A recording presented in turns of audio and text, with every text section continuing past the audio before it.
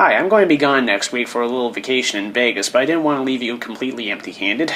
Sure enough, good old Emperor Harper will provide lots of controversy, if not much else. As of the time I'm recording this, Harper has pulled a couple of more stunts to try to save his ever-dropping poll numbers, some of which put the Tories behind the Liberals for the first time in several years. For one thing, Canada's answer to George W. Bush, who has clawed back women's equality and rights from the minute he took office, is suddenly proclaiming the rights of women in the Third World as his new cause. That's right, the guy who called women a left-wing fringe group when he thought that only the neocons were looking is standing up for women on the other side of the planet.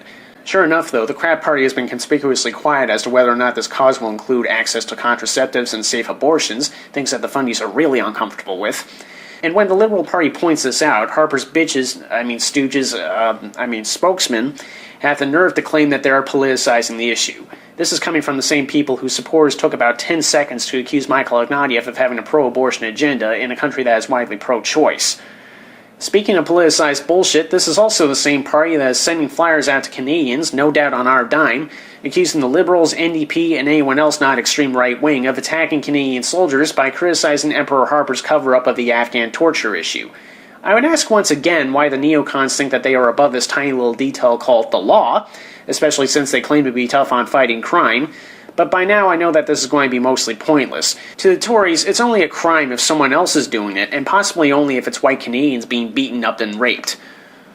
So, Canadians from coast to coast, whatever your political persuasion, I strongly encourage you to remind the Harperites that they are not God.